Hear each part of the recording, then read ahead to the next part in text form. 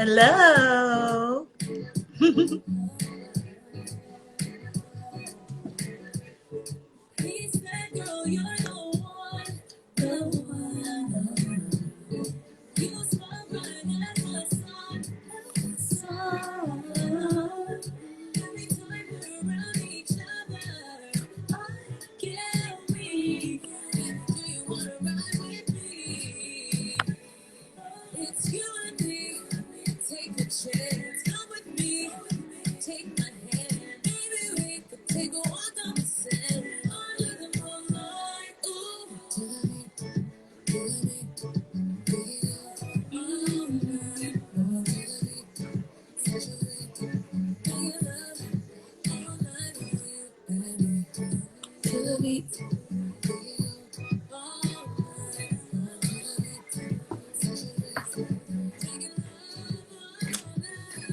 Hey Hey. there. I was trying to figure it out. You already know I have Lou helping me. I'm like, okay, how am I No, getting out? it's cool. I had sent a request and then I saw yours, so it's all good, girl. Oh, Harlow says, "Hey." You hear her in the background? She said, "Hey." You want to say hi? Come on. Oh. Say, "Hey guys." Say, "We in here."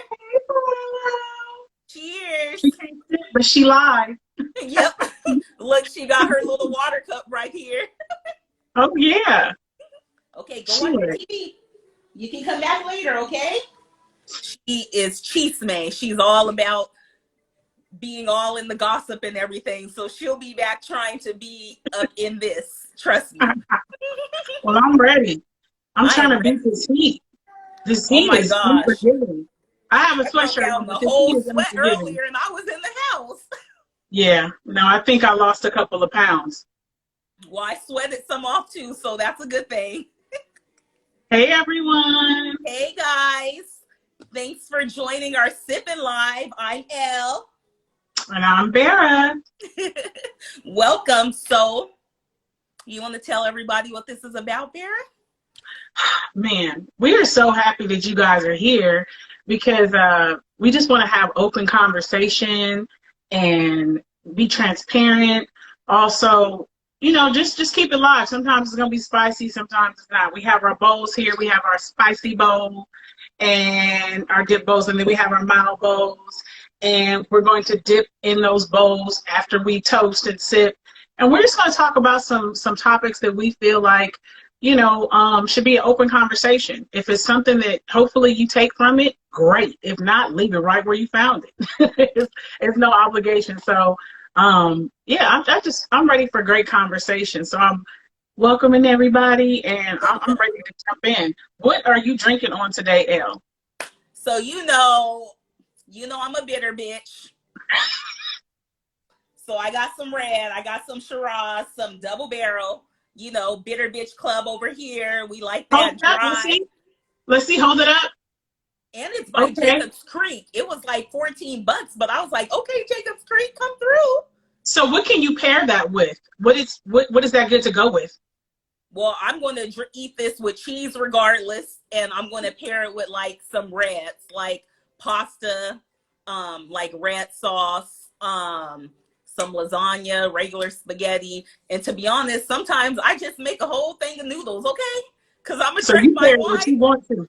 You I pair pair what you what want I to. want, I want at the time. What are you sipping on? So I'm sipping on Italia Roscato. It's a Rosa Dolce sweet red. You know I don't do that bitter shit. No, no, I no, know no, you no. don't. No bitter. No, no. I like something sweet.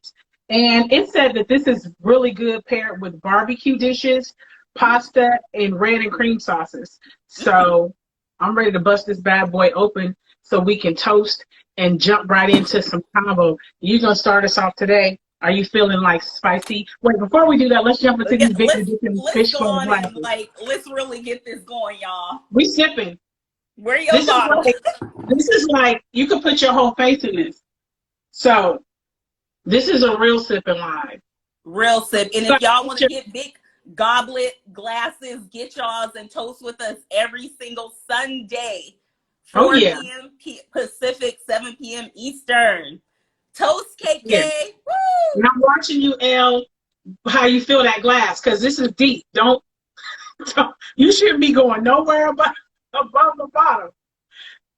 I'm watching Well, you. let's Oh, just and see. also, before we can pour, but Wait, how before far will Elle go? this is gonna be something sip and parental guidance suggested. Don't get it too saucy. This But isn't too before bad. before we toast, do we have any birthdays in Yes. the live? Any birthdays? Because we're gonna do a shot for any birthdays. Anytime we come on and there's a birthday, we're gonna do a shot for whoever is in the live that has a birthday. Are there any birthdays in the live? Because if so, we're gonna do a shot. Cool. I don't see any birthdays, so we're gonna toast. And well, can I just do an impromptu? Oh, me. Oh, somebody said me. Okay, okay. She's like, I'm ready. You were looking for a shot. She's like, I'm doing a shot. What do you look? So here's my deal. Because I'm drinking the wine, and this is also, I don't know what the percentage of your wine is. Mine is 12%, I don't and know. I'm a baby sipper, so I don't want to say I'm a baby sipper. Oh, I'm 14.5%. you too grown for me. So my shot is gonna be a Perrier. I'm taking a shot of the Perrier. So Because I'm drinking and I have work tomorrow, my shot is ginger ale. Okay, because the wine is gonna do what it's supposed to do. So we're gonna do shots. So anybody that's in the live, you take a shot for the birthday. It's J. Lou's birthday. Let's take a shot for J. Lou. It's his birthday. Woo! Happy birthday! Woo! Happy birthday to anybody that has a birthday today. So let's do a shot. I don't like sparkling wine. Rich shot. Oh, did you hear Harlow say cheers? Yeah, I think that vodka was probably better than that. Mm-hmm. Oh, Harlow wants the cheers, guys. Ooh. Cheers. Cheers. Can I? So now we can raise our. Impromptu. Hey, girl, where's your bottle? This is very impromptu, but my sister KK just got her first car yesterday off the lot. Let's give her a toast too. Uh-oh. I did my shot already. I'm gonna raise my glass and toast to KK. Go, KK. Okay, KK. She's We in here too. Congrats, KK. Long time girl. Everybody raise their virtual glasses. Cheers before we dive into this topic. You see I'm about to cup this baby? I'm cupping it.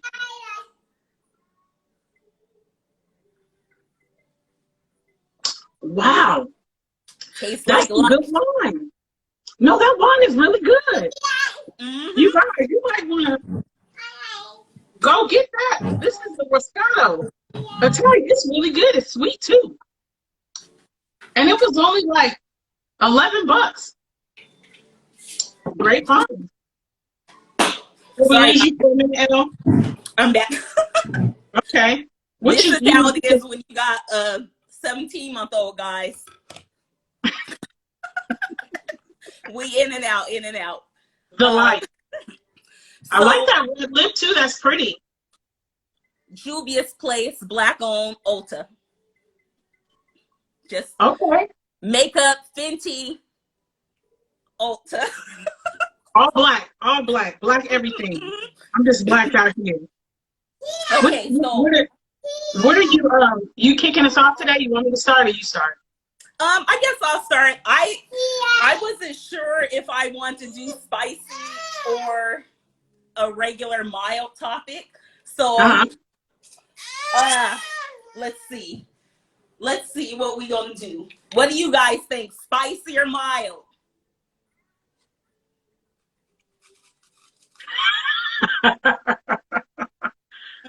Because I want to go on a rant. I want to like kind of, but then let's see. Do you have something? Did you already have something you want to talk about, or you dipping today? Oh, someone said spicy. Spicy. Let's get spicy. Okay. Let's get the spicy going. Ooh. What do you have in your spicy bowl? You guys, I have no idea what she has in her spicy bowl, but I'm here for it. Okay.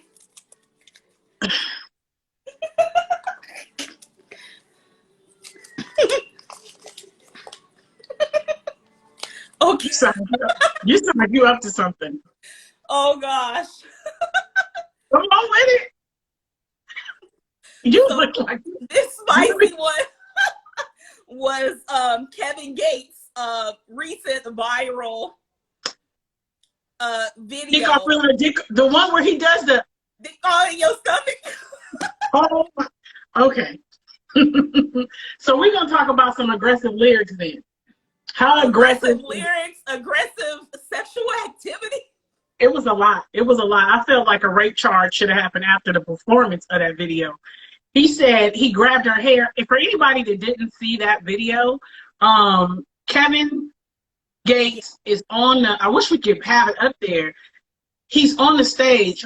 Have everybody in the live seen that video? He's That's like, video. I know yeah. everyone's seen it. I mean, it has been. So give us the whole rundown of it since this is your topic. Tell us exactly what he says on the stage and what he's doing. Okay, let me pull the lyrics, because he said, D all in your stomach, D all in your stomach, grab your head, snap your neck. You better not. You said you better You not. better Run. not do no running. Okay. So Oh, here's my thing. I mean, you can kick it off. I'm red because even if that's going down in your bedroom, you need to keep that one to yourself. That's a lot. And how much can happen after you break somebody off like that? Is there anything happening? Is there anything that she can really give back after that? Is that just a one thing? That's like a one-man show. This is not. You're really not a participant. You're a prop. yes. You're a prop. And my question is, how do you recover after that? Like, I feel like you can't have sex for at least 6 months the way he talking and the way he was pounding doing his choreography.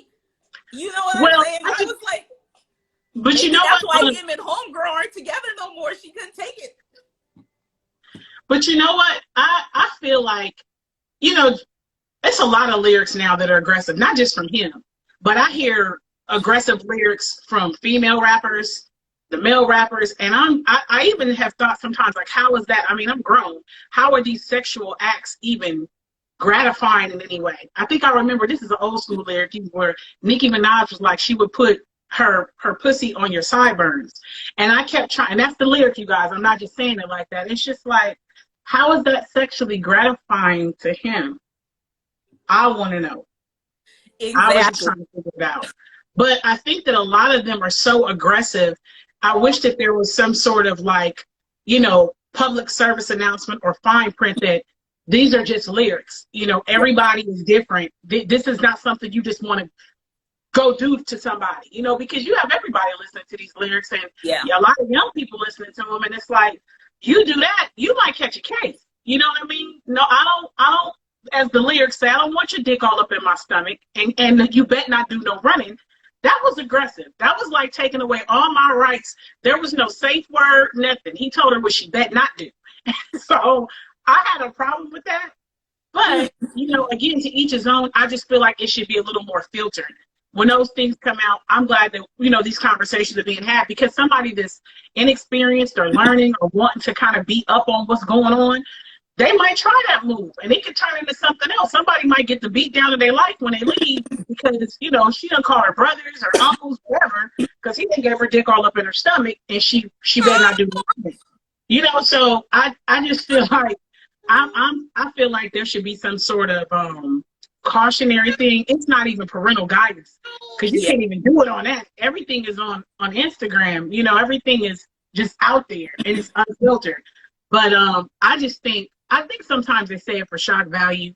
Like, people say stuff in songs and it's like, a couple of rappers have said, I don't even do drugs. I don't even, know what I'm saying? I don't even partake in these things. It's just strictly, I'm just doing this. Or it's something I'm saying, for, the feedback or the shock value. But that one's that was a real spicy. Yeah, and I want to say, like, a lot of people are so weak-minded now. They take what's on social media to heart. So like you said, if someone was inexperienced or doing some D all in your stomach, what if the woman, or I don't know, vice versa, what if they caught a case from it? You know what I'm saying? It's so many ways that something like that can go left. I know it's a spicy topic and it's like, dang, and it's funny to a sense, but it's also can be very serious too. And people on social media take everything to heart. They think it's all real when it's not, you know? So it's like, be cautious of what you're putting out, because you don't know who's like listening and who is doing exactly what you're saying. Hence the lean and sipping lean and the whole future thing. You know what I'm saying? Like, you guys are putting out false information and people believe it. I know it's entertainment, but people still believe it, you know? Why don't we, I want to do like the response to that cucumber in his back. What if it's like cucumber in your back? Cucumber in your back. Blow your skin, flatten your tummy. Got that yeah, no, I feel like, especially when it's towards women, that's like a whole nother topic about what women are set up. I think, is it like, and that's going to be another spicy topic, but I feel like sometimes we're supposed to take a little bit more sexually. We already have the prerequisite, like you're supposed to be able to take this, do that, bend over, flex, put it out, you know, dress, all this stuff. And it's just like, do you want me to run a cucumber up your back though? Like, it would be appalling, but it's just like, just kind of, you know, put yourself in, and she said, damaged services. Oh, that's true. It's not you. It's really not. But yeah, I think sometimes you could reverse that lyric. If you will reverse that lyric, you know, and think about, would you want somebody doing that to you? I'm sure he would have a whole nother, like, you about to do what? It's like, yeah, I'm about to put this cucumber all up in your back, you know? Yeah. So, like, yeah. you put that D all in my stomach. Yeah. I want and to you be better not do aggressive no back funny. to you. I want to be aggressive back to you. Like, you can, it's not just one way. If you want to be aggressive, I'm going to be aggressive. You know? So what do you think is a good way to, I mean, other than like the parental guidance and stuff like that, what's a good way to filter that stuff out where it's like, that's just, how do you find like, how do you kind of feel like that's just, you know, they're just taking it up to 10 for shock value, or is this really what's going on? So I think people just have to have a stronger mind. But from the interviews I've watched, Kevin Gates, he talks a lot about his sexuality and his sexual acts. I think he really be putting D all in women's stomachs. Like, and if you watch a few clips of his interviews, like, I really think he'd be like going hard like that. Well, to each his own. Just don't put it in the wrong stomach, because you might catch a beat down. Yeah. Or a case. Gun all at your temple. Gun all at your tempo. I got all kind of it go left. It's not. It won't be right no more. And you better not do no running. That's crazy. That one right there was a bit. I wasn't ready for that one. I wasn't, but you know what? I was like, I'm just throw this in the thing. I had some good ones too. And I was like, I'm gonna just throw it up, because I had a few things I needed to rant about this from just things this week alone. And I was like, you know what? I'm gonna throw this in too and just see what it do. Wait, well, Mir said exactly, because I'm pushing back, his balls going bruise.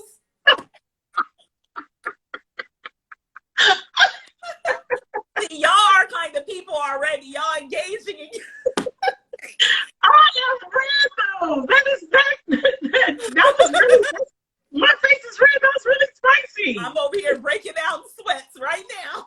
But you know what? Before I even dip into my bowl, and because you said you had some stuff you want to rant about, I'm gonna have to give a public service announcement about this bad customer service.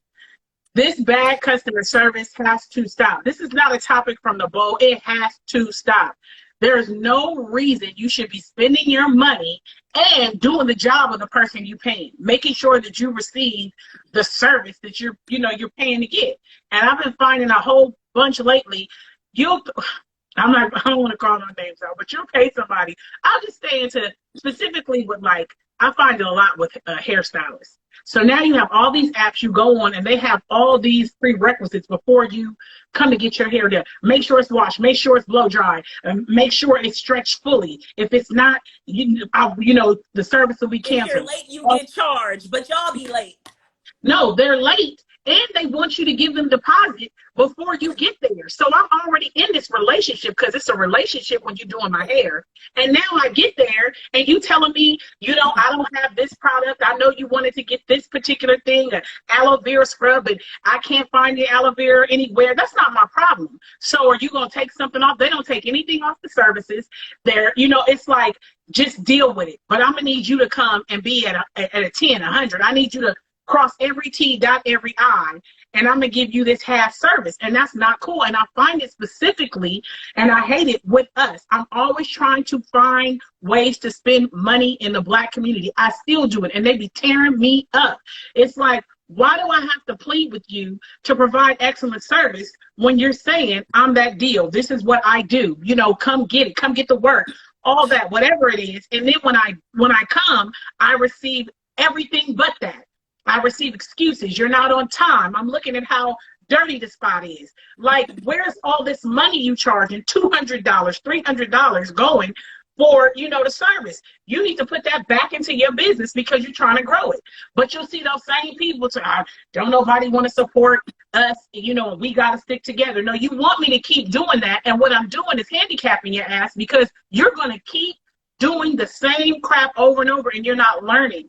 So please, please, please, if you're a business owner, if you out there, provide the service that you are saying you know that you do, and set the standard. Feel good about, no matter if the person came back or not, because people are not about business retention anymore.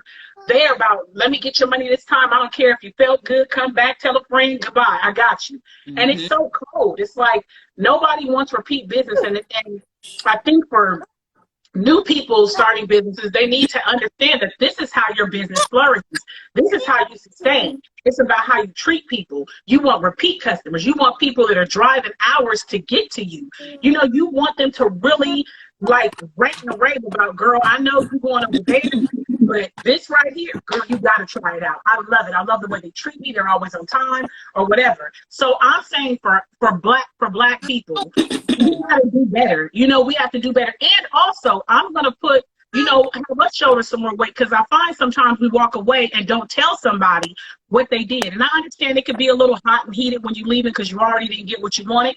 Whether you send an email or whether you text them back, you need to let them know you were displeased with their service. You won't be returning, and you won't be referring anybody. And the tip is, they might want to get it together. You know what I'm saying? Don't leave no tip, because people are delusional. They really think that they did a good job. They'll be looking at you like, did that? And it's like, but you didn't though. You didn't do it. What you did was piss me off.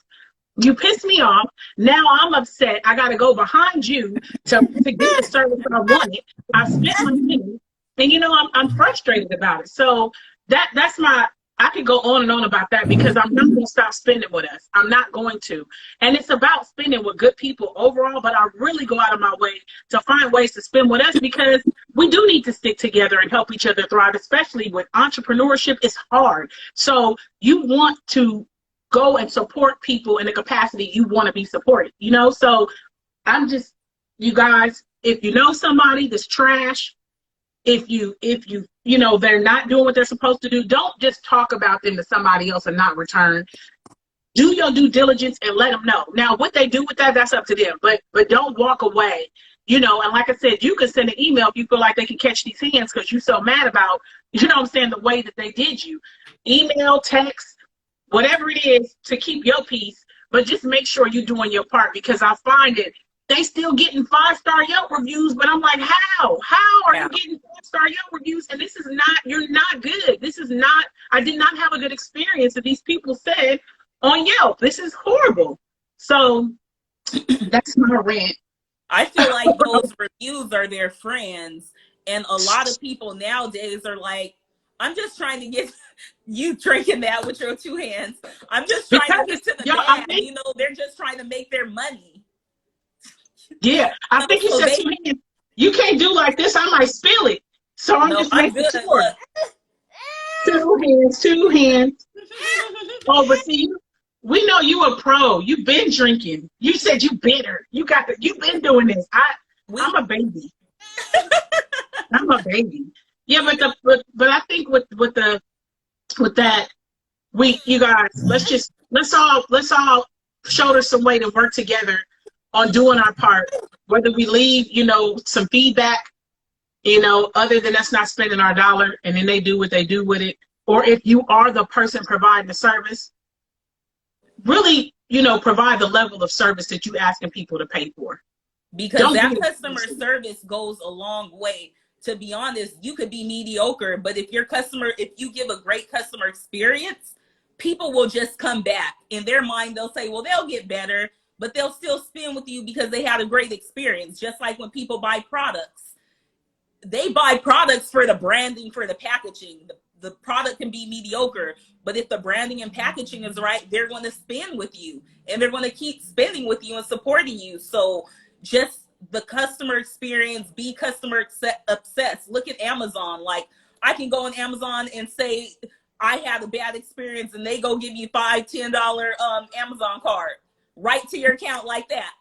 Because Amazon is about that repeat business. They understand sustainability. They want to be around forever and ever. I think that people one of their things. Yep. What, being around forever and ever? I think that people too don't forecast. It's like, they're not thinking down the line. They're thinking about immediate money. They're thinking about, how can I get my coin right now? And it's like, I get that, but is it going to sustain? Because after this is gone, you would try to figure out how to get the next business started, and the next one, when you could just really grow and do good to the people that go out that way to patronize you. Because there's a lot of places to spend your money. It's tons of places to spend. I'm in California. You can spend your money anywhere. Exactly. And it's expensive. So when people go out of their way to keep coming back, tap in sometimes. Ask them, if I've been providing excellent service, and thank you for coming back. When you're late, I had somebody be 45 minutes late to me to do my hair and came in like, hey. And I paid a $50 deposit to even get in the chair. And I'm not about this is not to bash anybody, but when they put in the bio celebrity stylist, it's like, okay, but celebrity, the green all spend the same. We all have the greenbacks. So whether it's Beyonce's dollar or mine, it's going to pad your pockets. And when you go to the store and spend it, it's not going to be, this is Beyonce's dollar, this is Vera's dollar. It's all the same. And half the celebrities be getting their shit done for free, if you want to be real about it. That part. Make no money. That part. And you probably just put some edge control on them edges, boo. You was the stylist assistant. Speaking of edge control, if anybody in on the live right now in California, the way this heat is beating us down, can suggest an edge control that can stand up in this heat, because I'm using the Black Panther. See, black. I'm always supporting black. Well, I got some TGI something from Ulta. I don't know if it's black owned or not, but I mean, it works pretty well. I just put a little, but I usually put it on when I slicked my long hair back. Does it withstand the heat, though? I mean, it be humid out here. It does for me. KK, if you're still in the live, you use the curl stuff. What's it called? Type it in the comment. It's TGI something. But it's really good. To me, it's really nice and thick. I just usually wet my hair a little or dry, and I do a middle part and just slick it back. So anytime you see me with like a slick back pony, I use that edge control. I just put it all over my head. So I have to take a picture after the live and show you, and you could like try it out. I got it from Ulta. It was like $16, but it works. Okay. I'm in this humidity. I don't know if I'm going to keep it spicy or go mild. That was a lot. I think I'm going to let you stay in the spicy. I think I'm going to go mild, you guys. I'm going to go mild because that was a lot. So I'm gonna dig in here and get something out for us. And what are we talking about? Let's see. Season of waiting. This is one of my favorite. I talk about this all the time. Season of waiting. So season of waiting is more so, I always, when people are in the process of creating at a job and they want to be somewhere else in a relationship, and they're, whether they're working on it or they're trying to elevate to a different level, they're working collectively or doing some individual work. Anything you're doing, there's a waiting period. But what I find is people kind of associate the word wait with no action. It's like they're just like, "Oh, I'm so tired of waiting." But in your season of waiting is an action. It's like, what are you doing while you're waiting? While you're waiting for the house that you want to get, are you saving? Are you preparing for it? Are you positioning yourself? When we talk about aligning all the time, what are you doing in your season of wait that gets you more aligned and prepared for what you know is coming? Almost like in a faith, like you know it's coming. So in my season of wait, I'm getting all my ducks in a row, crossing the T's, dotting the I's, because I'm prepared for this thing that's going to happen. I'm not just kind of sitting here in this frustrated, negative, state, and I'm feeling so down because what I want to happen hasn't happened yet. It's like, oh man, I really, really want, this opportunity to come. What are you doing to prepare for the opportunity? What are you doing to where right now, if it happens, you don't got to go do anything. It's like, but grab the bag and go. They need to do something for you. They're going to do their part because everything on your end is done. So that is what season of wait is. And the whole thing, I mean, in the comments, you guys, what do you do during your season of wait? Or did you even know that waiting was a season? Because people have seasons of where they're preparation, seasons of action, and there's seasons of wait. And that's that in-between stage. And I find that most of that time is so frustrating. And sometimes people get lost in that they miss the mark completely because they lose focus. They don't even stay on task and they get caught up in some other stuff. It's like, well, I was doing that, but nothing's happening. So I'm going to go do this over here. And it's like, wait, if you had just been over there in preparation and now in a position of gratitude and just, excited about or telling people it's coming or waking up saying, thank you, I know it's on the way, that still is an action of waiting. So that's my thing on it. And this, I'm looking at the comments and hearing about, about waiting. But how do you feel about that, Elle, in that season of wait? Well, I'm like a master manifester, so I know all about waiting. What I do, like you said, if anyone knows me, they know I'm very intentional about the way I live, and I live in gratitude. I wake up and I smile and I say thank you. Every morning, I wake up, smile, say thank you.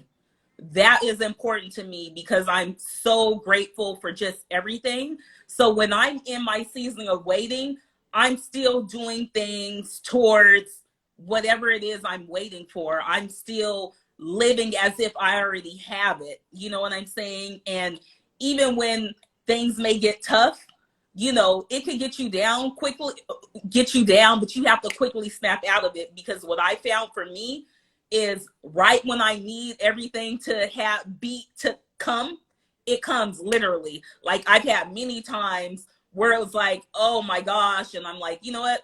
I'm gonna forget about it. And then money just pops up in my account like, bitch, like for real. Like this just happened like 3 months ago, and then a couple months before that. So for me, when I'm in my season of waiting, I still just live in gratitude and know that it's already here and that I already have it. And I think that's what separates me from other people that I know, is that I know that eventually it's going to happen, and I'm not going to get myself down about it. I'm going to figure a way to keep working in whatever my purpose is, whatever I'm waiting for. And every morning I'm going to say thank you. And I'm going to say thank you for what it is I'm waiting for. You know what I'm saying? And just still be intentional about the way I live and live in gratitude. Because like Dr. Beckwith said, when you start thinking, I don't have, I'm waiting. Well, guess what? The universe is not going to give it to you. So you're going to be waiting for an eternity because it's not coming. Like Milan said, God's timing is perfect and everything happens for a reason. And you were so right about that. And it's such a good thing to have that mindset. And you got to hold on to it though, because life will test you, time will test you. And that is such a, like, that mindset. You gotta, whether you write that thing down, you write it on the mirror, you're looking at it, you got it on your journal next to your bed when you wake up in the morning, something like that. God's timing is perfect, and everything is going to happen for, everything happens for a reason. Or just being in a position of gratitude. And for me, it's like waking up, being thankful for it before I even see it. I've asked for it, I'm moving forward with intent and purpose, and I'm going to have it. And I'm moving like it's already there. I'm calling those things just being out as though they were. So it's like, thank you, God. Thank you. Thank you for this opportunity. Thank you for it coming. Thank you for showing me the things that I need to prepare to be ready for when it gets here. Thank you that, there will be no lack. Thank you that my mind will stay focused on the things I need to be focused on and not be distracted or not be upset or not begin to doubt or not begin to fear that this is not happening. So those types of things for me, in the wait, they help me, because the wait is not easy, but it is something you have to do. It is a part of the process. It's necessary. And I think that part gets skipped. I think it was somebody I couldn't see when you were talking. She said, I'm not going to sabotage my season. And I get it, because that can happen. You get so frustrated. You're just like, okay, when? And then you have, like I said, life is happening, and you're trying to stay focused. You're really trying to be dialed in on, I know this is going to happen. I'm believing, even though I'm seeing nothing physically manifesting, nothing's happening, to stay positioned in that, to stay positioned or aligned with being grateful. And also your support system is important too. The people you have conversation with, who you surround yourself with, who you're telling about what you're waiting for is so important, because you start telling people about something, they may not say it to you, but they may be talking to somebody else about, I don't know how she thinks she gonna, start this business up. We barely get paid enough at the job we work on. And when she get off, she got kids and, she got all this other stuff. They don't even realize that they're speaking negative against what you're waiting for, which makes it that much harder, because my belief is the gift is a gift. So if there's still life and death in the power of my words, it's life and death in the power of somebody else. It's not limited because it's this person or that person. So be very careful of who you tell, who you entertain while you're waiting, and the immediate people you surround yourself with too, because those are going to be your cheerleaders. Those are going to be the people on the days you feel exhausted. They're going to bring to your remembrance to say, hey, we waiting. It's good. It's good. It's coming. It's coming. When you're feeling exhausted, they'll be there right with you, and vice versa. You'll do that for them in their season of wait. But it's that season of wait is so crucial. So many people, like she said, you can sabotage it, you miss it, or you start all over again. It's like, dang, I was right there. And you start working on something else, or you lose focus. And then when it comes, it either doesn't come because you weren't ready, or you miss it when it comes. And that's the worst feeling ever, because it's just like purgatory. You're just there over and over again. And that's not what you set out to do. That's not what you want to do. So season of wait can be very, very interesting. But it's not for the faint of heart. It's not. If you in your season of wait right now, just, equip yourself with some of those things and just stand in it and keep knowing that it's coming. And also be thankful for it in advance. Those are things that I use for myself, and I find that, like you said, you can't be grateful during your wait time, how can you be grateful when you get something? Wow.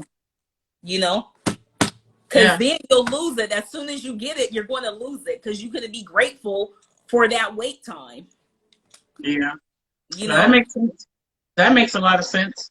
And sometimes it don't make sense. You got to sit in it. You got to sit in it and know that no matter what's going on, that's what it is. That's what's going on there. You mind if I jump into a spicy topic? Yeah, of course. Can we hear on that? Are you guys enjoying this Sipping Live, our very first Sipping Live so far? This is going to be a good one. When sex is not an option. I don't know what I was gonna do.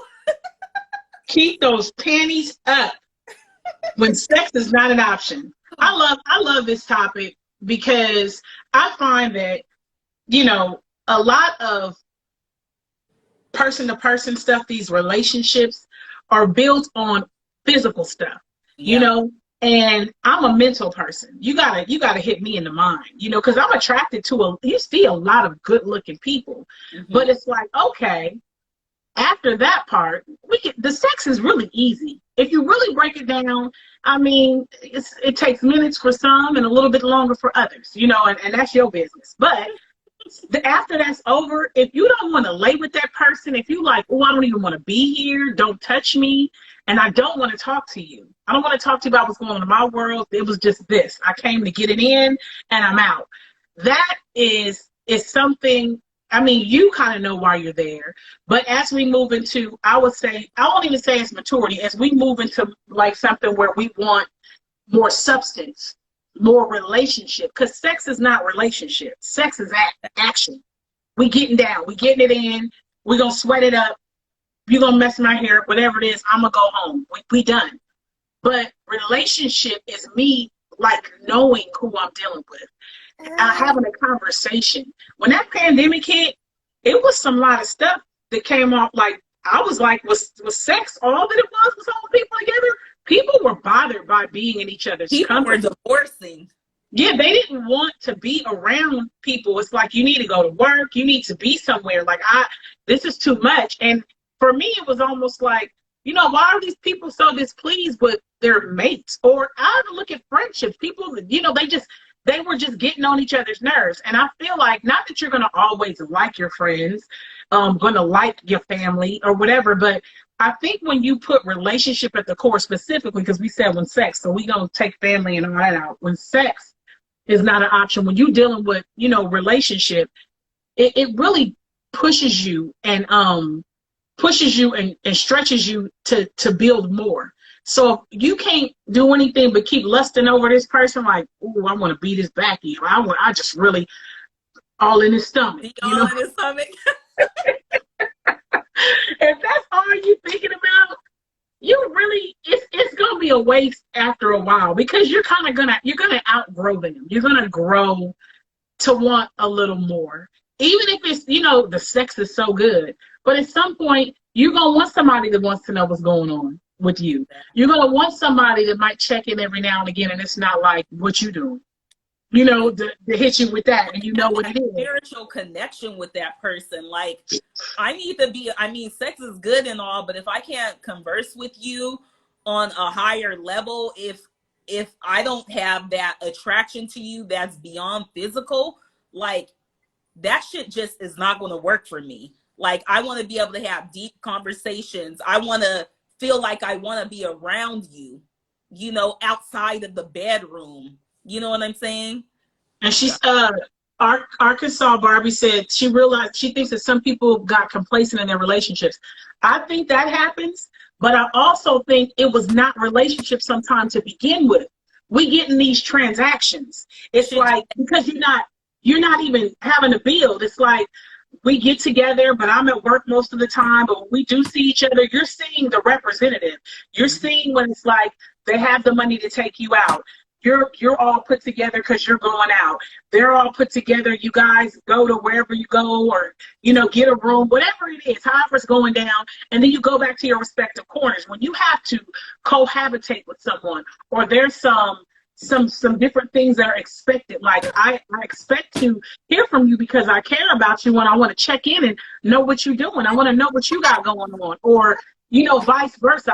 You don't even ask me before I get in the door. You telling me to take my panties off. Like, can I ask how you doing? Can you ask how I'm doing? When it's very transactional like that, that part, I think a lot of people, because they so busy, when they did get together, because it's like, it's a good fit. I like her, I like him. You like the convenience of when you do meet, it's good. But when you start having to put that other stuff in there, do that work, where it's like checking in, really, you know, showing some sort of concern, wanting to know more about them, asking questions about, you know, their aspirations in life. You know, do they have a need? Are they okay emotionally? Now you starting to dig. It's like, nah, I don't want to do all that with you. I like when you come through. I like you looking good. I like you laying on the bed and doing what we need to do, and that's about it. I didn't sign up for all that extra stuff. And I think that's when she was saying they become complacent. It's easier to become complacent when you didn't have to put in the work to get it initially. When it came about because of the transaction was so good, you know, and then you find like, I don't really like you.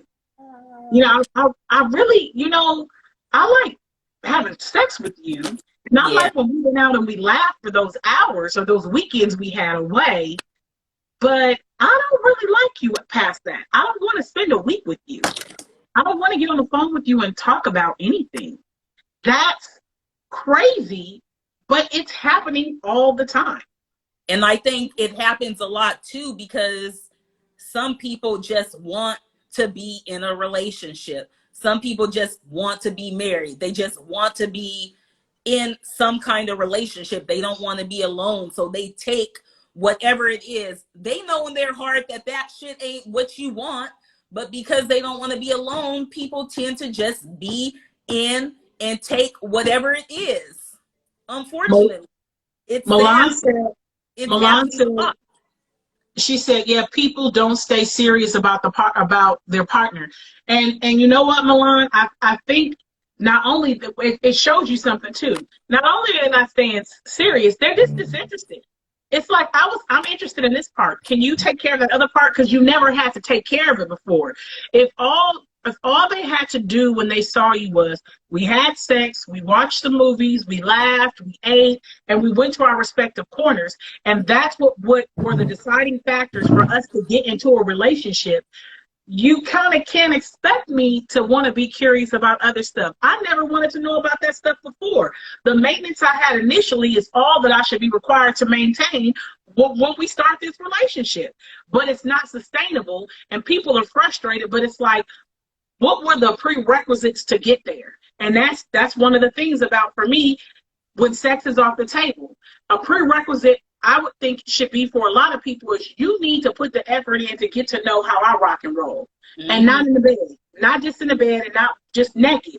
I need to know you want to know more about me than what position I can get in, you know, and how I can If they ain't doing that, leave they ass. Yeah, you need to know those things. And I think if we would, and it's not a power play, because I've heard people say, oh, when girls do that, they're withholding sex because they want. No, I need to know if you want to know there's more depth to me.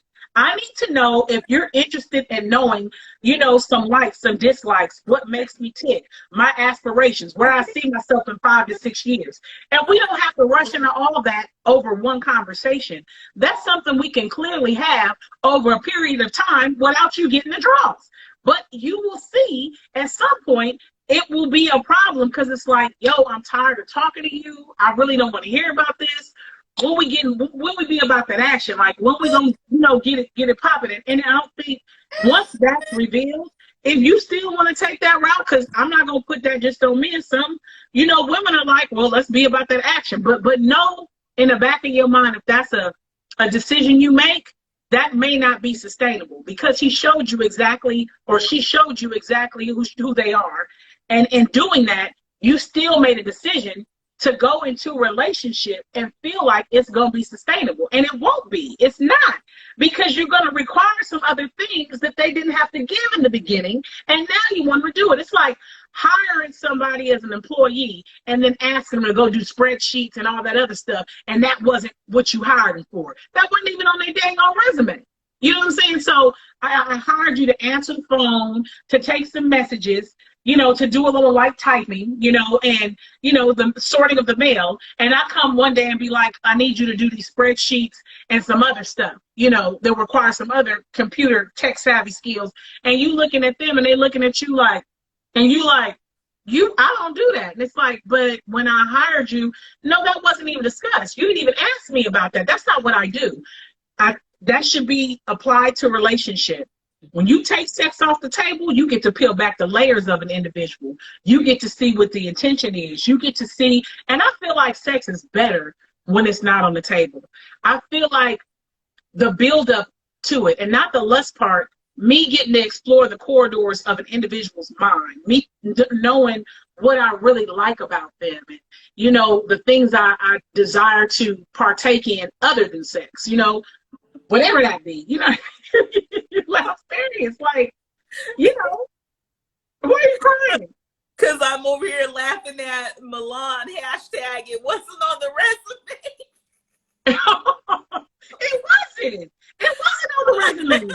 And I think when you deal with guys or girls, you know, when you dealing with somebody, check the damn resume. Stop hiring these people for a job that you know you looking for and they're not qualified. They're not qualified for it. I think it boils down to you doing work within yourself as well.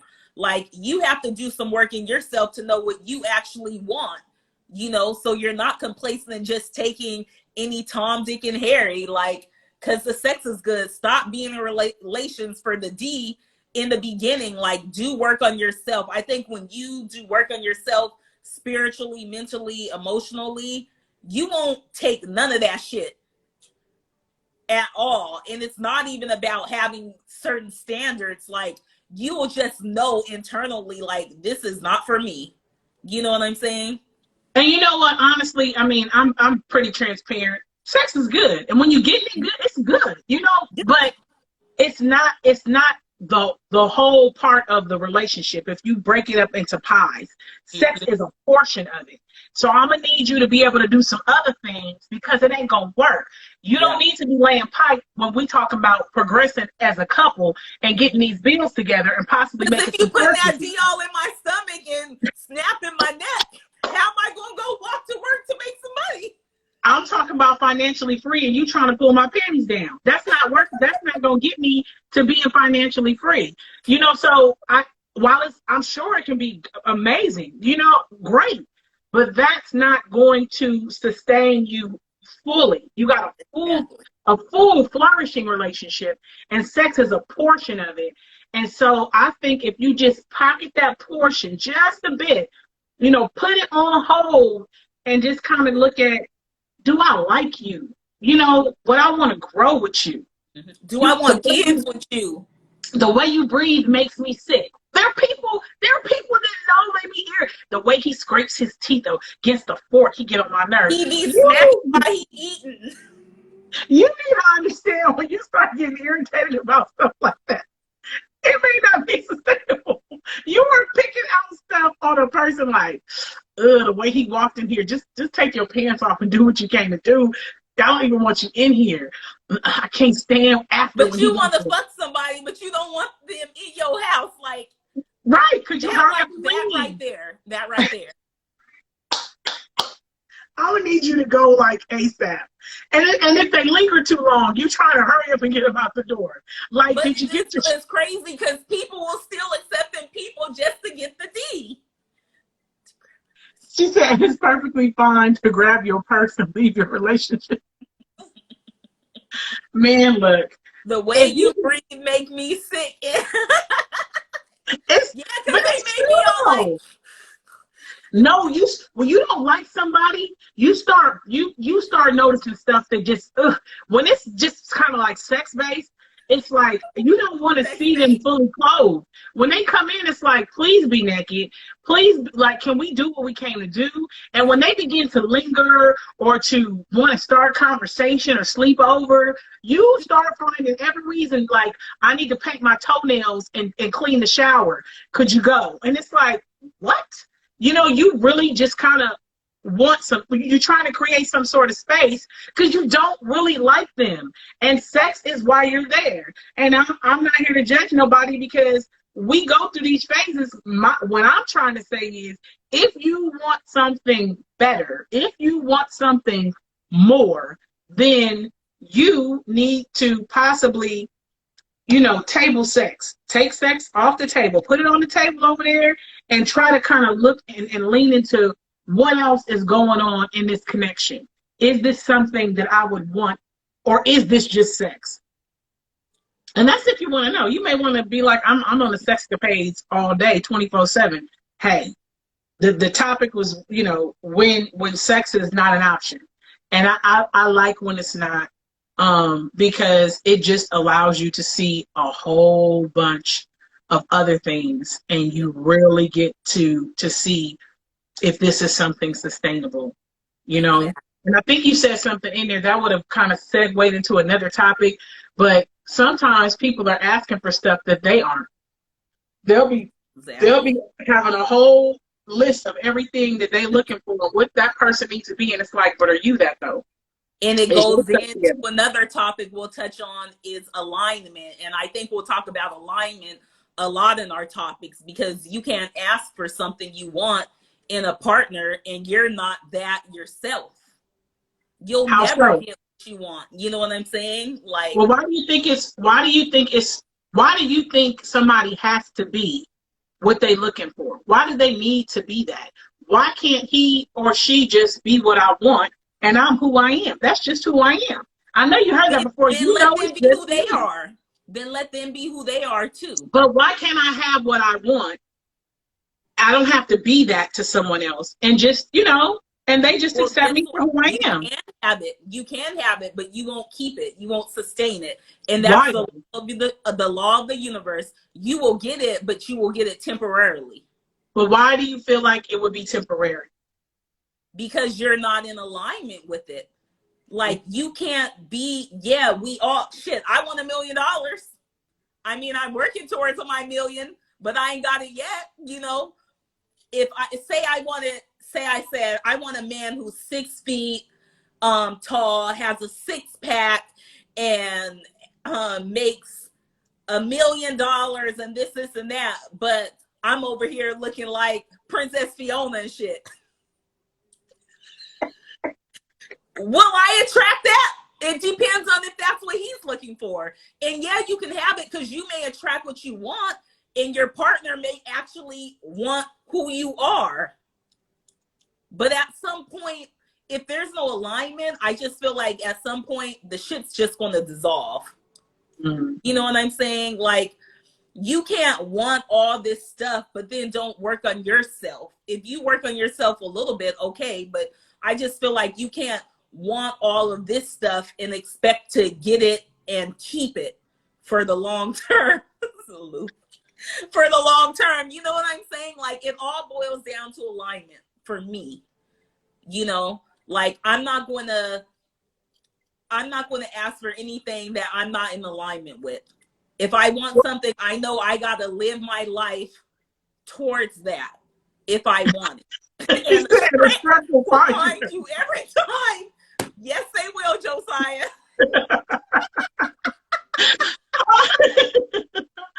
I Well, can't with here's this the deal. stupid lie But thing. you I know just what? can't. I will say this. Because when you're saying alignment, how does one align themselves with what they're looking for? I.e., for example, I want this, what you said, this man that's loving, caring, loyal, supportive, giving, I mean, fine. Picture of health, body put together, But are like, you that for yourself, first off? so how would I align myself if I want that? How does the alignment work for something like that is what I'm saying. Can you give me a example So, of how one would align themselves for something like that? so you take the list of everything you want, Mm-hmm. and then you take a self-assessment of yourself, and you line it up with what you want. And if the stuff that you want is not checking off for yourself, then you need to say, okay, well, how can I be more like what I want? So if that means I want to get healthier, how are you going to get healthier? I'm going to start eating more fresh fruits and veggies or something, or I'm going to start walking a mile a day or something, or I'm going to start speaking, loving thoughts to myself.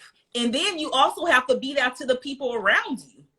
You can't expect to want a loving, kind partner and you're not loving, kind to yourself, and you're not loving and kind to other people around you. So when you write that list down of what you desire, write that list down to see if you even are doing that for yourself and for the people around you. And if you're not, to get an alignment, then you need to start working on that list on yourself.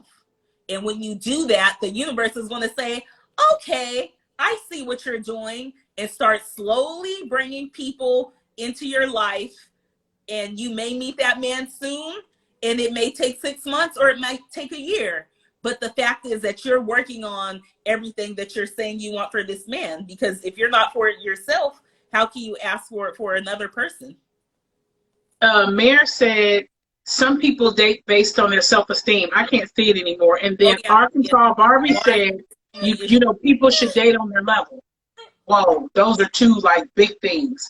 So dating on your level, how do you, some people will think their level is one thing, and it's like, no, that's not your level.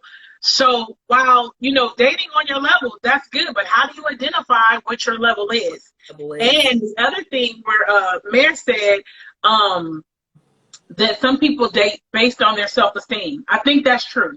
I think sometimes people will entertain what comes to them because they don't feel like they're deserving of better. They'll want it, but they don't feel like they can get it. It's like, I want that, but I don't even think I can get that.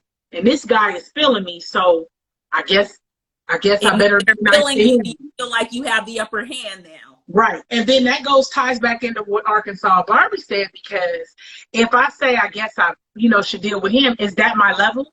So how do you kind of determine what your level is? Like, what level can you date on? Is it like, if I don't have a car, I shouldn't be dating anybody with a car? If I don't have a degree, I shouldn't be dating somebody with a degree? If I don't have a house, I shouldn't be dating somebody with a house? Is it like I can only do no car, roommates, and part-time job? I need to be looking for that because that's what I am. Is that how it could kind of go? That's a question I was just asking back. I want to engage that way when it's like dating on your level. And the one about the self-esteem, I think people do that all the time. They will want more, but not feel deserving of it, and entertain what comes to them. And let me tell you something. Just because it's coming to you, you do not have to entertain it. You can say, no, thank you. Thank you, but no thank you. You know, whether it's a compliment, whether it's I would love to, you know, to date you, thank you, but no thank you. And even if you're, what is that? I couldn't see. Can you scroll down? What does Malone say? I can't see that there. It says it's not too much stuff. It's internally character and all those things. Something Malone said too. Can you see that, Elle? When you do the work on yourself, red flags become more apparent. Love yourself first. That is true. That is true. And I think that you won't entertain certain things too when you work on yourself. The standard will change, and you won't just be, you know, so open to or feeling you have to accept what comes to you. You will begin to set some standards or have some deal breakers and some non-negotiables, like, I can do this, but I definitely can't do that. So I think that's a good point that she makes. And then Mayor said it's not so much about things and stuff, it's internally. Character. What does it say over there, Elle? Character, it went up. It says it's not so much about things and stuff, it's internally, character and all those things. And then Arkansas Barbie, she said, to align with, what does it say, Elle, there? If you have a degree, you would want your partner to align with that. If you want a home, then you want your partner to own a home or understand how to maintain one. Exactly. But I think when you are thinking about what your level is, you might have certain things, like you want your partner to have a house or be working towards that. You might not have everything that you're asking for, but it's the fact that you're working towards it. So if you don't have a car, it doesn't mean that you have to date someone who doesn't have a car. It goes back to working yourself and internally. You know, it's the mindset. It's not just, oh, this is what I want, and I'm just gonna like get a man with money and just be stay at home. You know what I'm saying? Some men want that, but at the end of the day, you have to internally work on yourself in order to attract that higher level of person that you want. And she, Mary says, so it says, I'm like, would this relationship make sense for my life? See, here's the thing. I always think nobody shows up to the gunfight and then they start trying to figure out if they need bullets. You know, you need bullets to go with the gun, right? So when you say I start thinking, would this work for my life? I feel like you should already have the prerequisites of what you want. So you know, it's really a nope, yes, because you have the reference point, you have the blueprint. So when you start kind of thinking, will it? I think you might be in a place where you're going to make some exceptions. You might kind of move the bar. Milan said, how do you keep an air of mystery with your partner, especially in long-term relationships? Well, I think it depends on the long-term, meaning like you guys have been together for a while, or is it like distance between you? If it's you do you mean, Milan, you've been together for a while? Or are you like you guys are going on a couple of years? Or are you talking about long-term, like because you're not together, like long distance? You did say long-term, but I just want to clarify. Well, if she types that back there. Yeah, she'll type. Yeah, but I think that one, what she's saying, I'm like, would this relationship make sense for my life? I've been there. When you start asking questions, that's the first red flag, because you're trying to make something fit. I'm not saying everything will come perfect, will be, perfect. It'll be everything you ask for. But when you start like making exceptions for stuff, or you start like, would this make sense for my life? You shouldn't have to ask that question. It should kind of be fitting. It should kind of be a match that's happening. Long term is in the time in a relationship. Okay, so though I think the way you keep the air of mystery, one, I think when people set the precedent, the standard, initially going into a relationship, that I want to love this person fully, and I want to assist them at being the best version of themselves, and vice versa. The person is focused on you like that. In you doing that, you're constantly watching and growing. It's like you're studying something.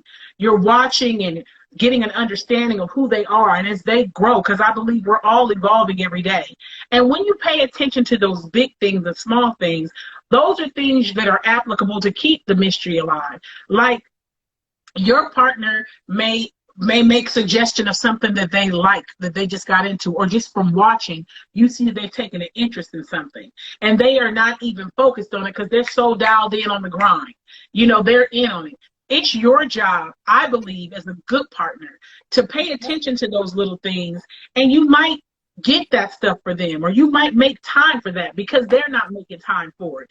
I think when you put the need of, I want to make sure I love this person in a capacity that, is so, I don't even want to say the word overwhelming, but in such a way that they can be receptive to my love, and also grow in a capacity and be the best version of themselves. I feel like that keeps the mystery alive, because they never know what you're going to do. I mean, I'm always, in my relationship, I'm always watching my mate. I think people don't pay attention anymore, and that's why the mystery ends up like that. You need to always be paying attention to your mate. If your mate comes in and they holding their back, your question might be like, are you good? Are you, how you feeling? Oh, my back's a little tired. Or, but did you hurt it working out? Or, oh, no, I drive, for work. I drive all day. Oh, okay. Yeah, so maybe the way you're sitting in your seat. So I might ask some questions. But on my mind, I'm thinking about hitting relax the back up. I'm going to hit some places and find out if I can get something attached to that seat that's going to be lumbar support for him. Can I get something for him that's going to assist him when he's out grinding to help his back with his posture? If he tells me when he's driving his shoes is, you know, hurting his feet. I'm looking for driving shoes. That's mystery because he's not expecting, most people don't expect someone to be so dialed in and evolved with every aspect of them like that. Most people are self-absorbed and they do the bare minimum in relationships. They do what is required. It's required that I do your birthday, Christmas, you know, holidays. It's required that I say I love you, I call you, and I let you know where I'm at. It's required that, you know, I say happy anniversary. These are required things. When you start delving into things where you're being attentive, it speaks to a man. If it's a man in a lot, it speaks to a man's soul differently. He knows he is loved in a way that it's like you're caring for him. Women are nurturers. So when you nurture and love on a man in that capacity, that supersedes any physical aspect. That is my belief. Because we live in a superficial world right now. And everybody is kind of starting to look carbon copies. You need to start dealing with growing the intangibles of you, growing things in you that you cannot surgically have implanted. You know, if that answers your question, Milan, I hope it did. And then Arkansas Barbie, Chloe is asking, how do you deal with a partner that doesn't want to let you leave the relationship and just co-parent? I mean, can't nobody keep you in a relationship. If you want to leave, you can leave. Oh, here, you want to put it back up there? Yes, please. Sorry. Well, here's the thing, because you read all of it out, because I saw the ellipsis. Was there more? Or was that it says, how do you deal with a partner that doesn't want to let you leave the relationship and just co-parent? Well, no one can hold you hostage. And what I would do in the event that co-parenting is happening, thanks, Milan. I'm glad that tidbit. I think that when you're co-parenting, I think that things need to be established where this is where we're going. Mm-hmm. This is the route we're taking. I think sometimes when you, especially if you live under the same roof, you still are being physical with each other and you have the baby, that's a mixed signal thing. Once you start to kind of detach in different ways and it really is co-parenting, we just have to maybe live, kind of cohabitate together for this season until I get my ducks in a row. But if it's like, it can be a bit chaotic and send mixed signals when someone is like, I don't really want to be with you. We co-parent, but you can still get these draws every now and then. I'm not saying that to you. I'm just saying, you know, that can happen sometimes. You know, we fell back into this, but I don't want to be with her or him. And because we live with each other, it's so convenient.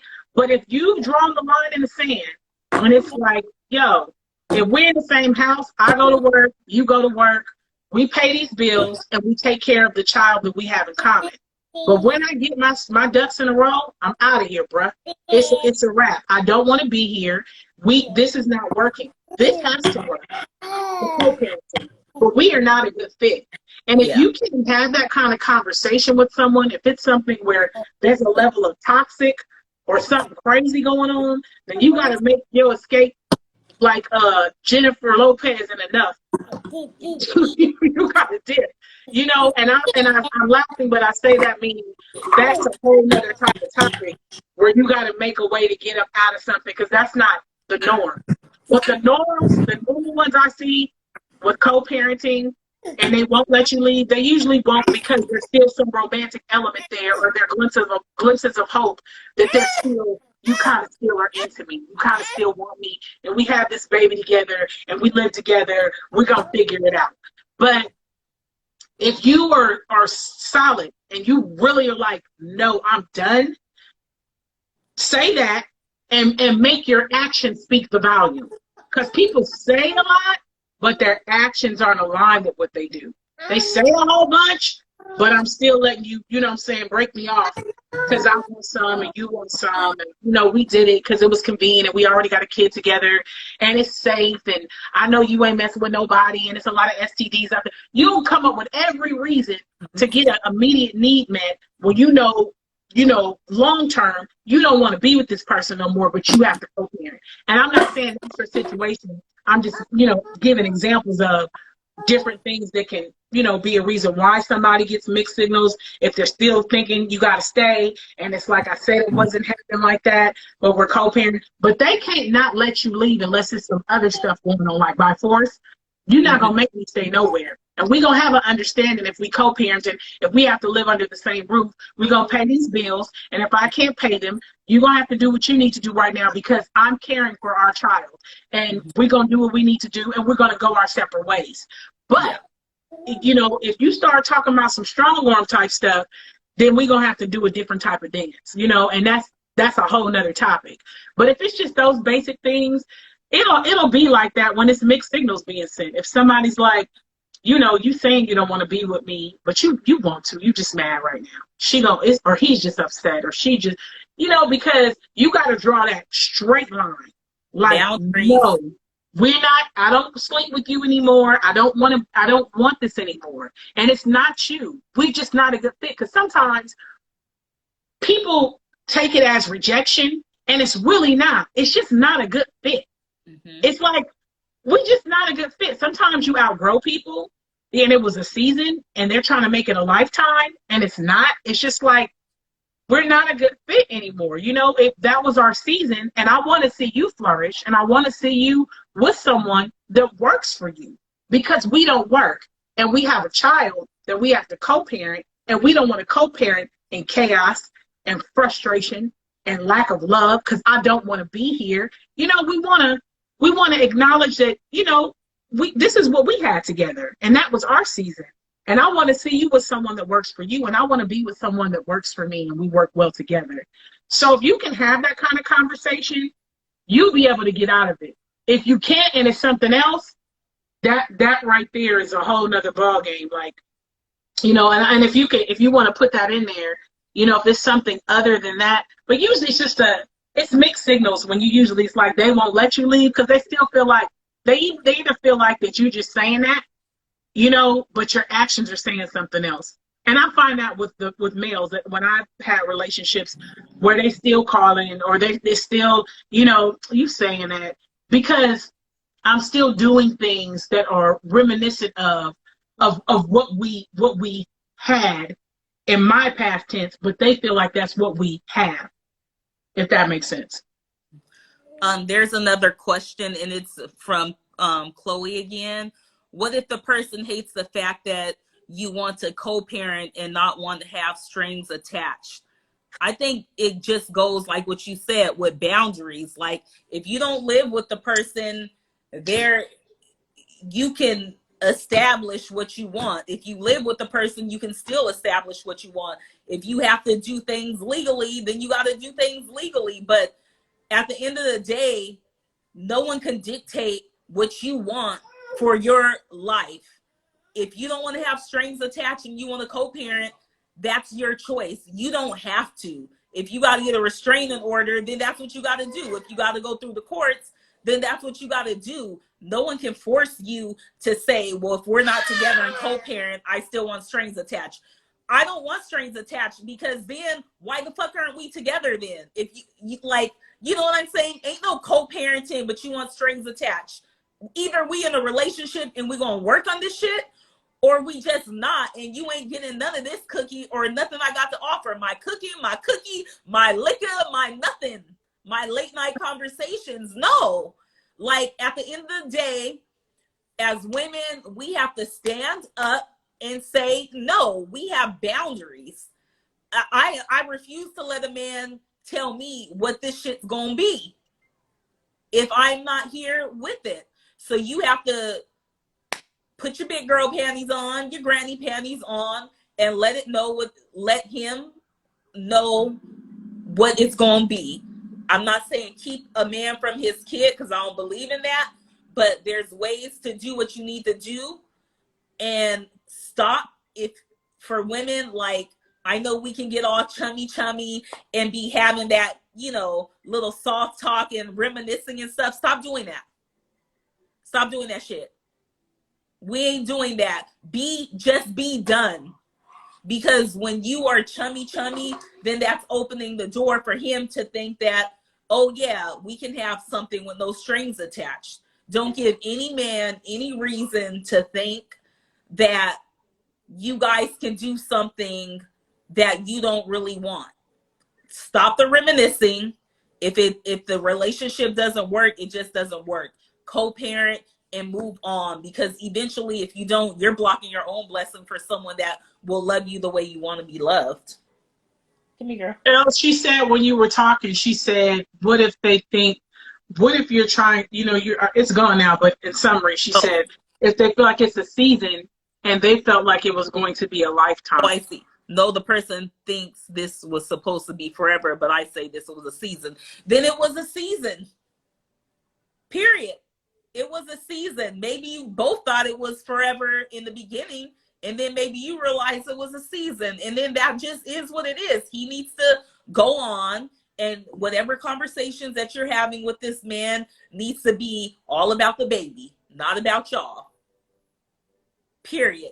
Keep it all about what it is, the kid, and not about what you guys have or what you think you could have had and all that. Like, no, if you don't want to be with that person, there should be no conversation that is making him feel any bit of that there'll be something, whether it's strings attached or no strings attached. Keep the conversation all about the kid. And if you got to reiterate that, I don't want to have this conversation with you. Let's just keep it about the kid that we have. That's how you got to do. And you have to be firm on that. I know as women, we can loosen up, but you have to be firm and stand firm in what you want and what you believe. Otherwise, the man is going to keep thinking that he can keep fishing his way back in.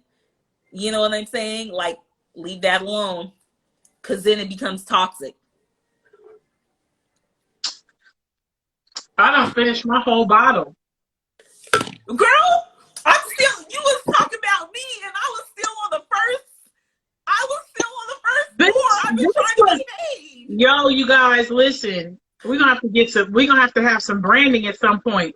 This Moscato, Italian Moscato Rosa Dolce Sweet Red is so good. It's so good. And it's like, it doesn't even feel like it's hitting like that. You know, I mean, it's just I like a little light buzz. It feels it's just good.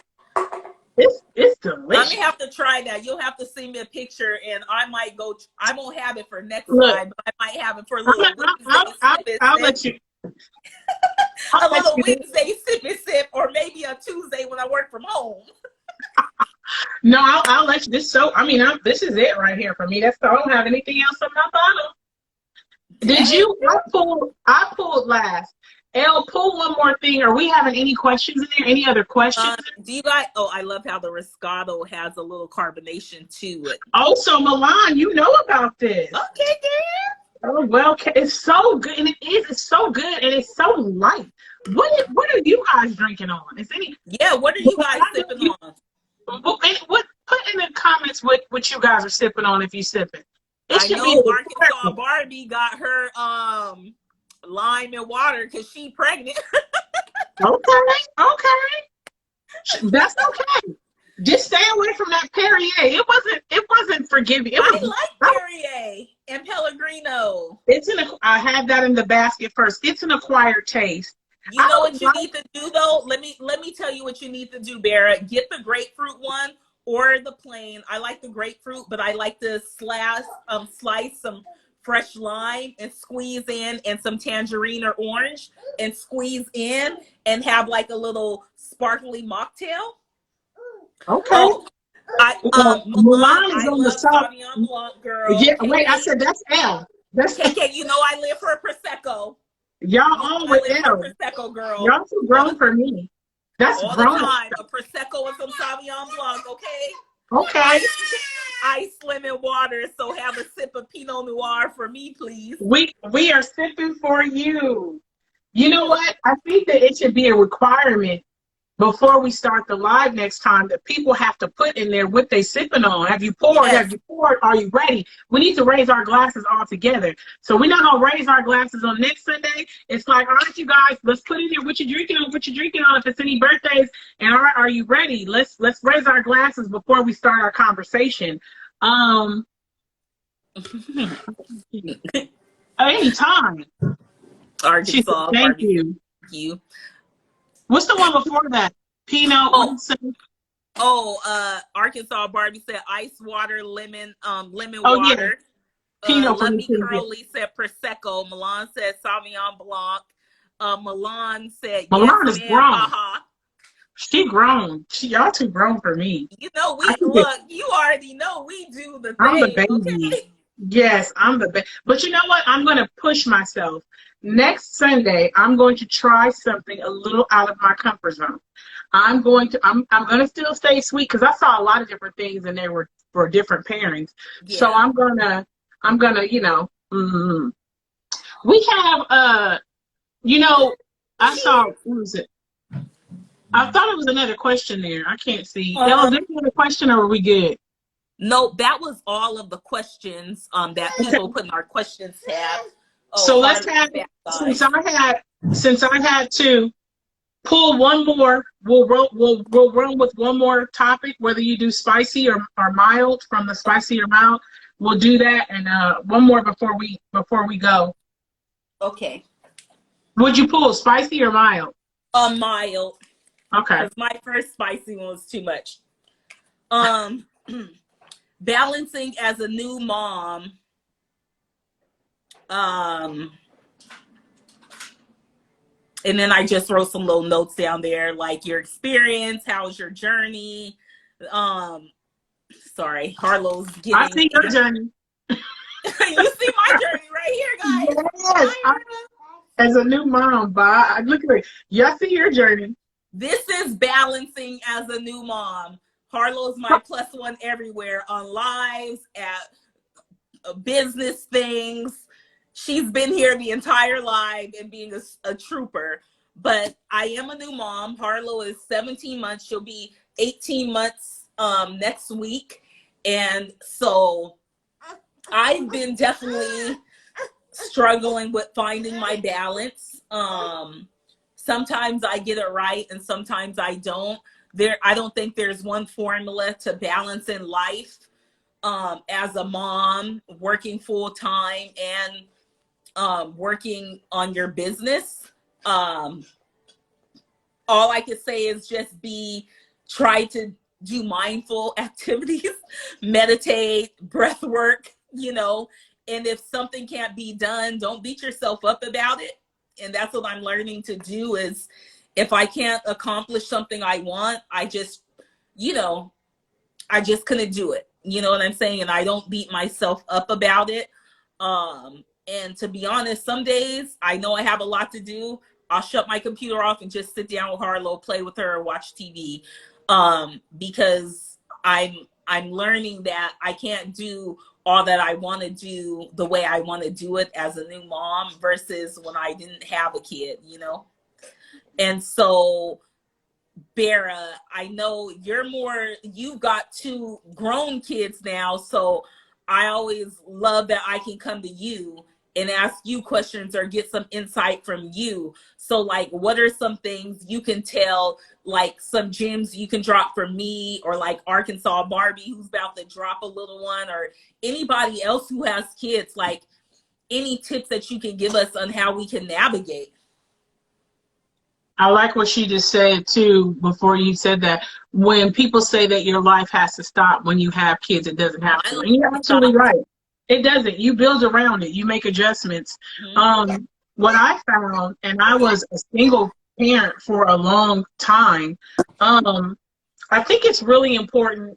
The first thing I started with was the mindset. And I think that's great, Elle, that you're like, I'm going to get this done. Whether I'm shutting down the computer and attending to her needs, and then afterwards I have to find or create that time, whether it's in the wee hours, you're working around to still get the things done that you need to. So the mindset is that this is what it is, and we're going to be successful at it. That's something that I know for sure, because if you're already starting off defeated, if you're already starting off based on what statistics say or what people say, once you have a kid, your life ends, it's not going to be the same. Once, you have a kid, it's all over, whatever it is. If you really believe what they say, you've already lost. So the mind is where I started at when I had my little ones and I went through a separation. And I just was like, it was not even an option. I'm going to be the best parent that I can be, no matter what it takes. And that was the first part. So just fixing your mind on the goal. And the next is creating the necessary components, or possibly your support systems or a village. If you don't have one, start looking into places or people and connecting with others that want to align with that goal of you succeeding as a parent, single, co-parenting, whatever. You want to be connected with like-minded individuals that will support in what you already have said you're going to do. So if you're like, I'm going to win this thing, you want to be around people that also co-sign that. They are either in the same boat and you guys can figure out how to assist each other. But you need to eliminate immediately. Once you decide, I'm going to find the balance, I'm going to win, I'm going to do it, you have to get rid of anything that goes against that, that counters that you're going to do it, because you're going to be fighting twice as hard. Not only because you are lacking a resource, the additional parent, but now you got naysayers and people speaking negativity on the situation, and that makes it twice as hard. So you want to get rid of those people. I don't care however they help you, you have to figure something else out. And there are a lot of resources now that are available that weren't even available when I was parenting, when I was a single parent. So I would think that the mindset and connecting with individuals of like mind, and then putting the plan down on paper. What's the goal? Because having something here, this is like a computer with no backup. You get new information every day, and so you're losing data. But when you're getting it here and then you're writing it down, okay, I have a very active baby. I'm looking at Harlow. She's active. So I need to find out, I need to find the window periods where she's inactive. So that's when I can do my thing. I need to possibly connect with other parents, and maybe we can share the load a little bit. Maybe there's another single parent. I watch the kids while she gets stuff done, and she watches the kids while I get stuff done. And if you're not comfortable, because I wasn't leaving my babies with everybody. You guys might be in the same spot, but they're just in a different room watching movies with the kids, or, building Legos or something that's entertaining them, so that you guys are sharing the load together. So you want to get with people that support the goal, and you want to have that stuff written down. And at that point, it's a matter of execution. You're executing, and you're constantly checking the blueprint. You're constantly checking the list and seeing what it is that, are we on task? Are we still moving forward with, this, and getting that stuff done? And when you're doing that, it's a self-check that's happening. That's why I think it's so important that you eliminate any type of negative input, all of that stuff, because those things are deterrents. Those things will take you out in your sleep. You won't even know why you're feeling exhausted, why you have the lack of will to even go through with things that you said you were going to do, because you have all these people speaking against you. They're putting these thoughts of doubt in your ear, and you're working twice as hard. So you're going to navigate your way around it. Lindsay, if I'm not okay, then drop it. Not okay. Right. Well, she said that you were pregnant. She's pregnant, right? Yeah. Yeah. So, especially during that time, the emotions that you feel definitely pass over to your baby. That's why during my pregnancy, there was a lot that went on, but one thing I was adamant about was personally, meditating every day, putting meditation on my belly, and just speaking affirmation to Harlow and to myself to kind of keep me grounded. Hence why Harlow, when she was born, her whole first year, she was a very calm baby. You know what I'm saying? I had already put forth all of that. So she was very calm and everything. And even when she was born, I would still continue to meditate. We still meditate till this day. You know what I'm saying? And I think that's very important when you are pregnant, so you can have a safer pregnancy and your baby is not soaking in any of that negative emotion that's possibly going around in your life. And then when your baby is born, being mindful of that and using mindfulness exercises as well so they can be calm. Because if your life is in chaos, their life is in chaos. You know, so you have to just be mindful of that. Even if you have older kids who are like, you know, 5, 6, 7, like you have to implement some kind of mindfulness, some kind of calming. If your life is chaos, their life is chaos. So you have to kind of self-assess and find things to calm your life down, because that stuff is definitely going to transfer over to your kids.